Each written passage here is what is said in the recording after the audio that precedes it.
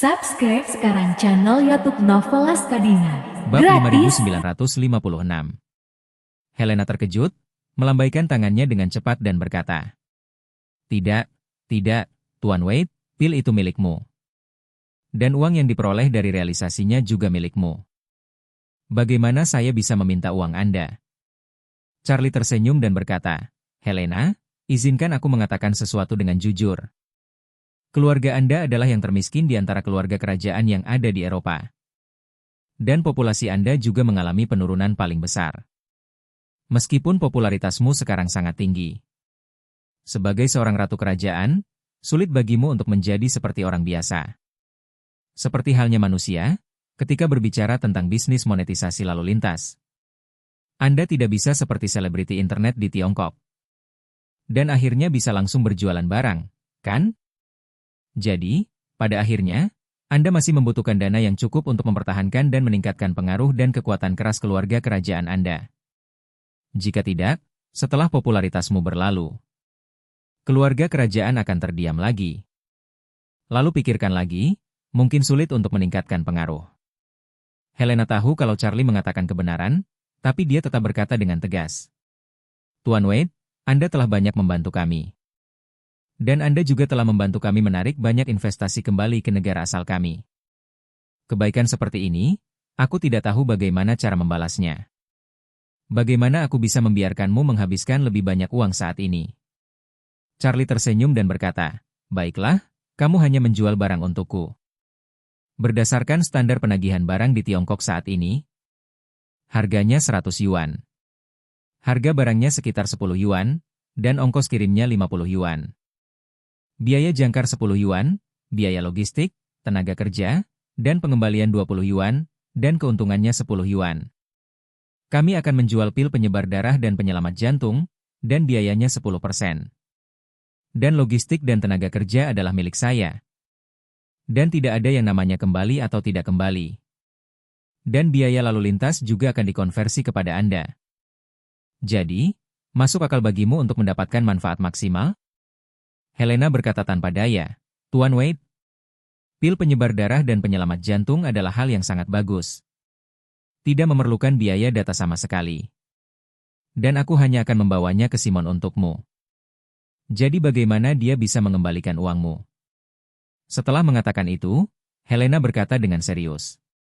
Jika kamu benar-benar berpikir begitu dan jika kamu perlu membayarku atas kerja kerasku, lalu kita bisa bernegosiasi secara wajar. Saya akan meluangkan waktu 1 hari untuk membantu Anda dalam masalah ini. Setelah pekerjaan selesai, Anda juga akan diberi waktu 1 hari untuk membiarkan saya memeriksanya. Charlie tersenyum dan berkata, Asalkan masalahnya cuma uang. Semua ini cuma masalah sepele. Helena berkata dengan cemas, Bukankah kita sepakat pada pertukaran yang setara? Aku akan menggunakan 1 hari waktuku untuk menukarkan 1 hari waktumu.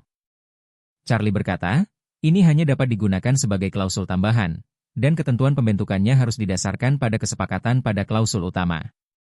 Helena berpikir sejenak, mengerucutkan bibirnya, dan berkata, kalau begitu aku 1 dan kamu 9. Charlie menggelengkan kepalanya, aku 6 tahun dan kamu 4 tahun. Helena berkata, kalau begitu, kamu dan aku adalah 1. Charlie bertanya padanya, apakah ini berbeda dari apa yang kamu katakan terakhir kali? Helena menjulurkan lidahnya, setidaknya urutannya telah berubah. Jadi masih ada perbedaan. Berbicara, Helena menambahkan, Tuan Wade, apa yang Anda inginkan dari saya hanyalah hal kecil yang mudah bagi saya. Jika kamu memintaku untuk mengambil uangmu, aku benar-benar bisa melakukannya. Charlie tidak berdaya dan berkata dengan serius. Dengar, sekarang adalah harga tetap terakhir. Kalau begitu, kamu pergi menemui Simon. Saat kamu kembali, kita bagi 2. Jika Anda bersedia, kami telah memutuskan dengan senang hati. Jika kamu tidak mau, maka aku akan mencari orang lain untuk melakukannya untukku. Helena melihat penampilan maco Charlie. Merasa sedikit senang dan sedikit sedih. Tak perlu dikatakan lagi, dia bahagia, bukan karena uang. Tetapi karena Charlie telah memikirkannya dalam hatinya. Dia khawatir, bukan karena dia tidak bisa membalas budi. Karena dia tidak mampu membayarnya kembali sejak lama. dia terutama merasa khawatir. Semua fantasinya tentang pria kurang dari 1/10 dari fantasi Charlie sendiri. Kalau dia jatuh ke dalam jurang ini, dia tidak akan pernah bisa keluar lagi dalam kehidupan ini. Ketika dia memikirkan hal ini, dia tiba-tiba merasa sedikit menyesal. Dan dia tidak dapat menahan diri untuk berpikir dalam hati. Akan lebih baik jika aku lebih tegas terakhir kali. Berpikir kembali ke adegan di mana dia dan Charlie berpelukan erat di tempat tidur. Helena tidak dapat menahan perasaan sedikit sedih. Dia kehilangan fokus dan wajahnya tak dapat menahan diri untuk tidak memerah. Charlie tidak tahu mengapa, dia mengetuk meja marmer dengan jarinya. Dan bertanya padanya, "Apa yang sedang Anda pikirkan, Yang Mulia Ratu?" Pikiran Helena saat ini telah melayang kembali ke tempat tidur aslinya. Dan bahkan situasi yang telah menjeratnya sendiri. Dan tiba-tiba mendengar Charlie berbicara. Bab 5957. Rasanya seolah-olah dia baru saja melepas pakaiannya dan naik ke tempat tidur Charlie. Charlie tiba-tiba terbangun dan berbicara padanya. Membuatnya begitu takut hingga dia tidak bisa menahan diri untuk berteriak. Dan kemudian dia menyadari dia kehilangan ketenangannya dan segera menutup mulutnya lagi. Charlie bertanya dengan heran. "Ada apa denganmu? Apa yang sedang kamu pikirkan?" Helena menggelengkan kepalanya cepat. "Tidak, aku tidak memikirkan apapun." Charlie bertanya lagi, "Bagaimana dengan usulanku barusan?" Helena sedang berpikir saat ini, tidak yakin apa usulan Charlie. Dia hanya bisa menutupinya dengan panik. Aku tidak tahu. Itu terserah apa yang dikatakan Tuan Wade." Charlie mengangguk dan tersenyum. "Lalu semuanya diselesaikan, dibagi 50-50. Terlalu banyak uang juga merupakan masalah. Lalu Anda bisa menegosiasikan total harga dengan Simon terlebih dahulu. Dan kemudian memintanya untuk membayarnya secara mencicil dan membayarnya dalam waktu 10 tahun. Selain itu, cara pembayarannya juga bisa bermacam-macam. Termasuk namun tidak terbatas pada uang tunai, emas, saham perusahaan berkualitas tinggi, real estate berkualitas tinggi, DLL.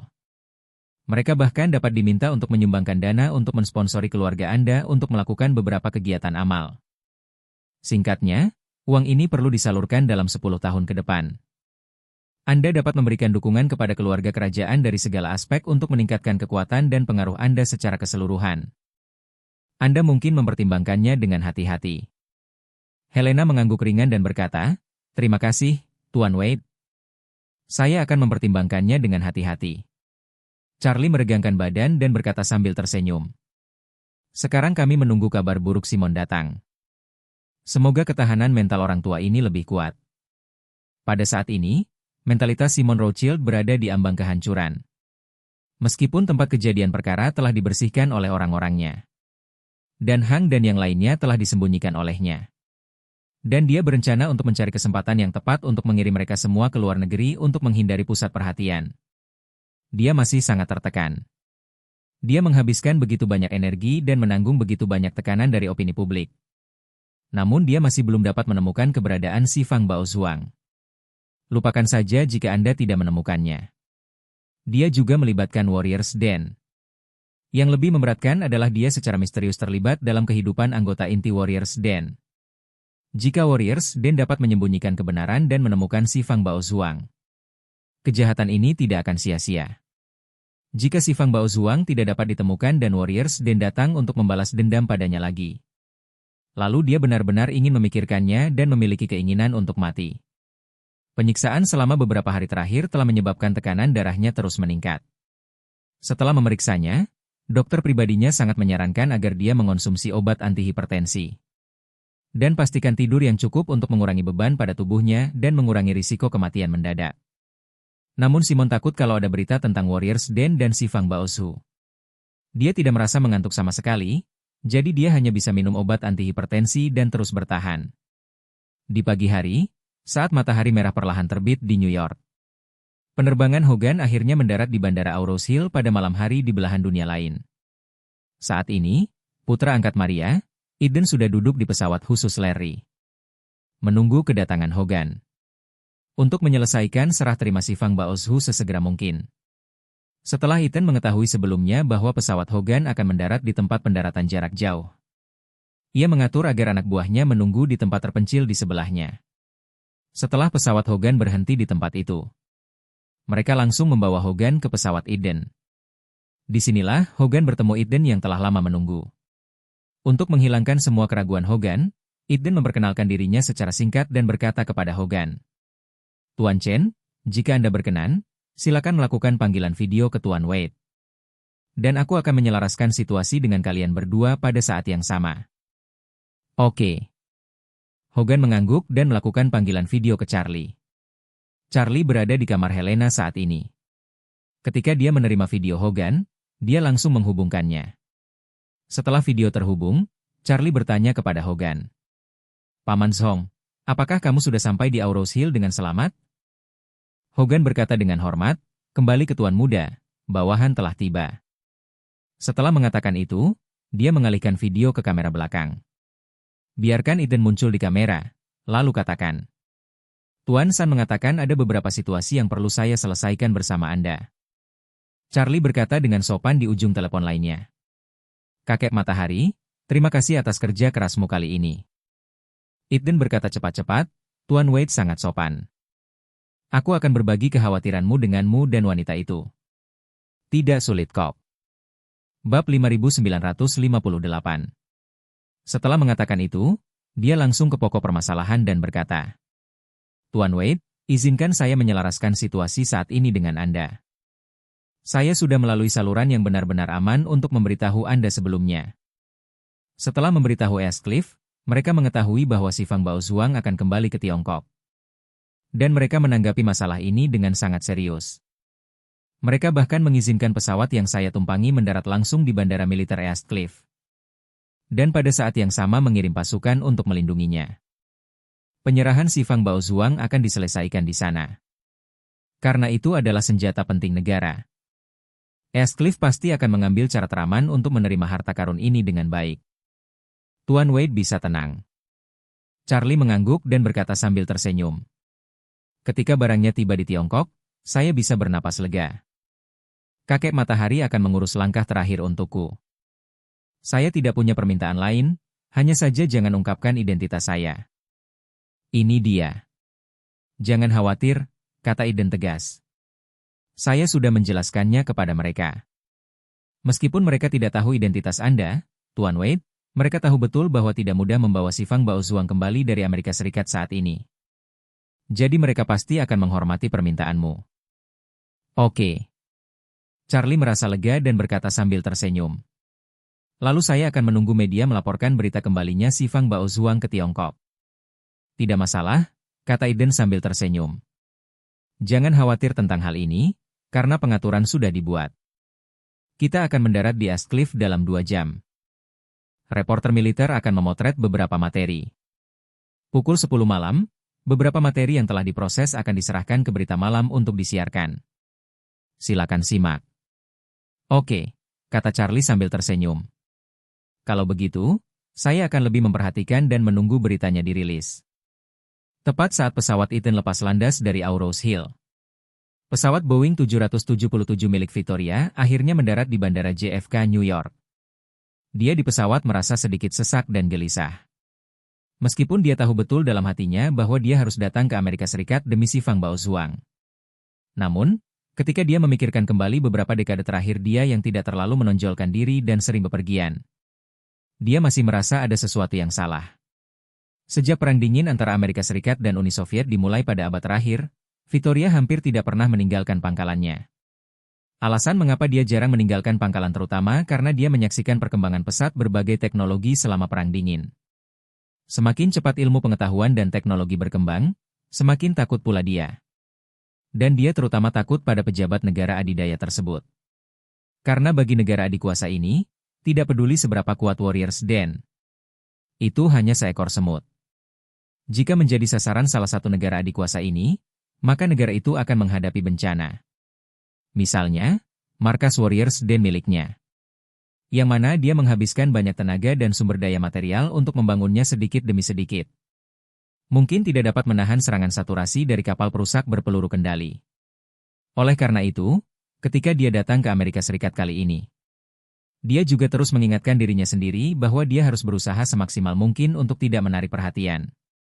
Saat memasuki negara tersebut, Victoria dan Ravendor masing-masing menggunakan identitas Swedia yang jelas. Setelah berhasil memasuki negara tersebut melalui bea cukai, Victoria, yang peduli dengan si Fang Baozhuang, berkata kepada pendeta, "Hubungi Loyal dan tanyakan bagaimana situasinya." "Baiklah, Tuan, saya akan menghubungi Loyal sekarang juga," kata Ravendor. Tanpa berpikir, dia mengeluarkan ponselnya dan menelepon Loyal. Tetapi yang mengejutkannya adalah telepon Loyal dimatikan. Dia tak dapat menahan diri untuk berbisik, "Yang mulia, telepon Loyal dimatikan." "Mati?" Victoria mengerutkan kening. Dengan kebiasaan Loyal, bahkan jika ada sesuatu yang penting, dia sepertinya tidak akan mematikan ponselnya. Apa yang terjadi kali ini? Ravendor menggelengkan kepalanya. "Saya belum tahu." "Tuhan, mengapa aku tidak memanggil Pavel?" Victoria mengangguk tanpa ekspresi dan berkata, "Telepon dia." Ravendor dengan cepat menghubungi nomor Chen Pavel lagi. Tetapi telepon masih menampilkan status mati. Hal ini membuat Ravendor merasa sedikit aneh, dan dia tidak bisa menahan diri untuk berkata, "Saya tidak tahu apa yang terjadi pada kedua orang ini. Keduanya sedang offline, ponsel mereka mati." Ekspresi Victoria langsung menjadi sedikit gugup dan khawatir. Dan dia tanpa sadar mengeluarkan ponselnya. Suatu perangkat lunak dibuka di sana. Perangkat lunak ini adalah perangkat lunak penentuan posisi Warriors Den. Anggota inti harus membawa telepon seluler khusus dengan kemampuan penentuan posisi saat mereka keluar. Ponsel akan terus mengunggah lokasinya ke sistem penentuan posisi satelit. Dengan cara ini, Victoria dapat memahami gerakan spesifik masing-masing dari mereka. Ketika dia memeriksa lokasi Loyal dan Pavel secara real-time di perangkat lunak, dia terkejut saat mengetahui titik koordinat kedua orang ini telah menghilang. Bab 5959. Hilangnya titik koordinat tidak berarti bahwa anggota Warriors Den yang bersangkutan telah meninggal. Tetapi setidaknya itu berarti pihak lain telah kehilangan kontak. Warriors Den memiliki persyaratan disiplin yang sangat ketat. Khususnya bagi anggota seperti Pavel yang sedang menjalankan misi jangka panjang di luar negeri. Dan hukuman karena kehilangan kontak sangatlah berat. Jika ada niat jahat untuk kehilangan kontak, jika tertangkap, mereka dapat langsung dieksekusi. Bahkan jika pihak lain bersembunyi, itu tidak akan berguna. Karena ada batas waktu bagi racun dalam tubuh untuk menyerang. Dan jika penawarnya tidak tersedia dalam batas waktu, orang yang kehilangan kontak akan mati.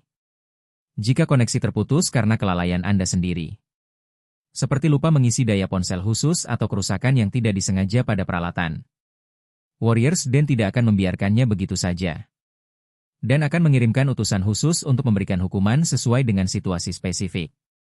Jika mereka mengambil racun yang disiapkan khusus oleh Victoria, meskipun racunnya tidak akan membunuh mereka, itu tetap akan membuatmu menderita sakit yang menggerogoti hati seperti digerogoti ribuan semut.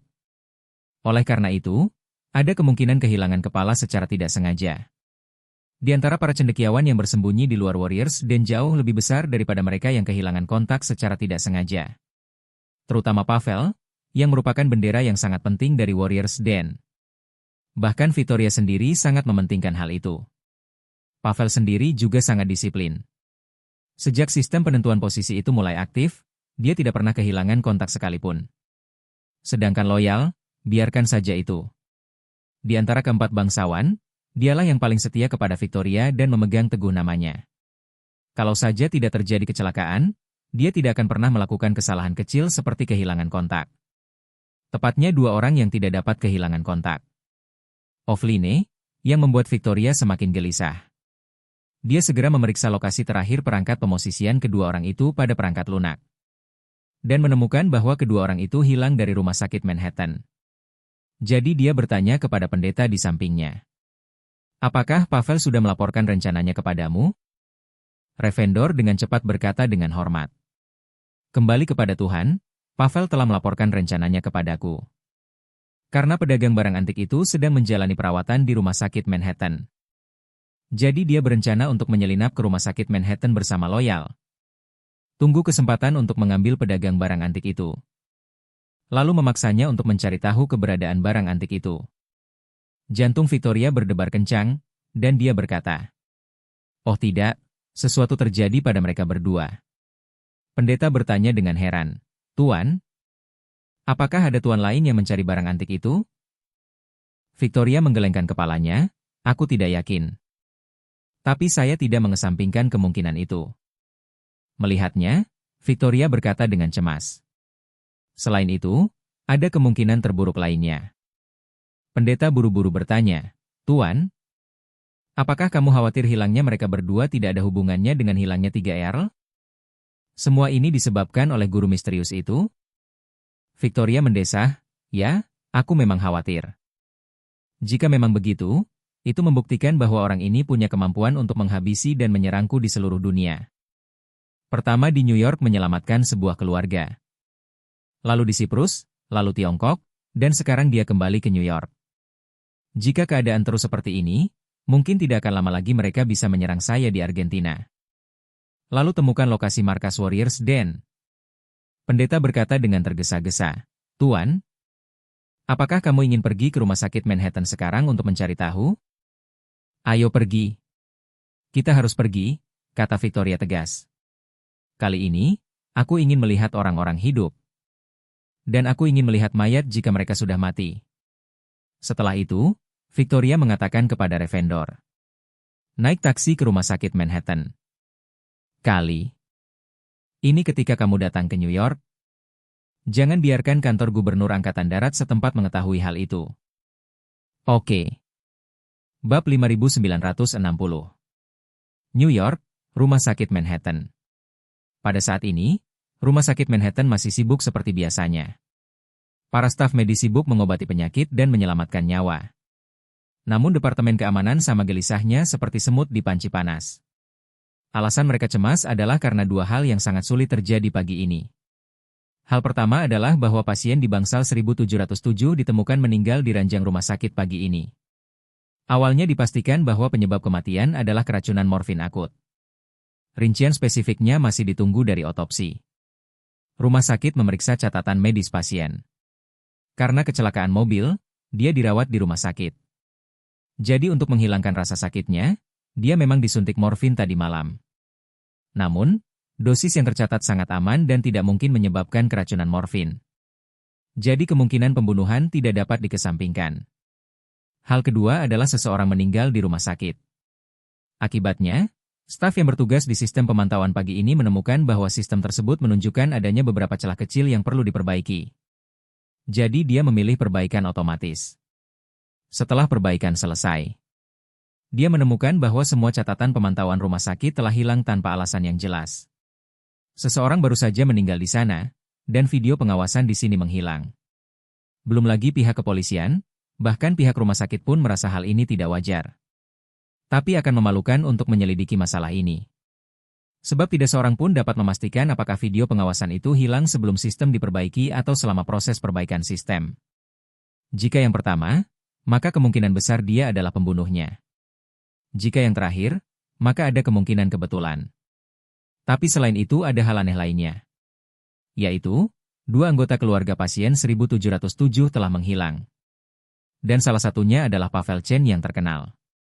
Sekarang bahkan polisi merasa kepalanya sebesar 8. Pavel adalah menantu keluargaan dan merupakan kelas bangsawan pada umumnya di New York. Jika ada kekurangan dalam hal ini, itu pasti akan menarik perhatian nasional. Akibatnya, polisi mengirimkan sejumlah besar personel ke rumah sakit untuk melakukan penyelidikan dan mengumpulkan berbagai bukti. Victoria dan Revendor baru saja keluar dari taksi. Sebelum mereka memasuki rumah sakit, Victoria sudah mengerutkan kening. Sejumlah besar energi spiritual terpisah dari tubuhnya. Dan dia melakukan pemeriksaan cepat terhadap seluruh bangunan dengan kecepatan yang sangat cepat. Lalu dia mengerutkan kening dan berkata, "Keduanya tidak ada di sini." Pendeta berkata dengan terkejut, "Tuan, keduanya kehilangan kontak di sini, tapi mereka tidak ada di sini. Mungkinkah benar-benar terjadi kecelakaan?" Victoria menarik energi spiritualnya dan berkata dengan ekspresi serius, "Saya hanya menggunakan energi spiritual saya untuk menyelidiki. Dan menemukan bahwa ada banyak sekali orang." Setelah mendengarkan percakapan mereka, sepertinya polisi sedang mencari petunjuk. Kurasa itu ada hubungannya dengan mereka berdua. Tunggu aku di sini, aku akan masuk dan melihatnya. Ravendor mengangguk ringan dan berkata dengan hormat. Tuan, mohon lebih berhati-hati. Victoria mengabaikannya dan melangkah ke gerbang rumah sakit. Begitu dia memasuki gerbang, dia melihat 2 polisi bertugas menjaga tempat itu. Jadi dia berjalan tepat di depan mereka, menatap salah satu dari mereka, dan berkata tanpa ekspresi. Misi apa yang kamu lakukan di sini? Seluruh jiwa polisi itu seakan hilang seketika. Dan dia berkata dengan nada datar. Kami diperintahkan untuk berdiri di sini dan menunggu pemberitahuan lebih lanjut dari komandan di lokasi. Victoria bertanya lagi, apa yang terjadi di lantai 17? Apa yang dicari orang-orangmu? Polisi itu berkata dengan jujur, ada pembunuhan di lantai 17. Seorang pasien yang dibawa ke sini kemarin ditemukan meninggal karena keracunan morfin akut pagi ini. Tidak dapat dikesampingkan kemungkinan bahwa seseorang menyuntikkan morfin dalam jumlah besar ke dalam tubuhnya sebelum kematiannya. Victoria melanjutkan bertanya, siapa identitas almarhum? Polisi itu berkata, dia adalah asisten pribadi Pavel Chen, menantu keluarga An dari Tiongkok.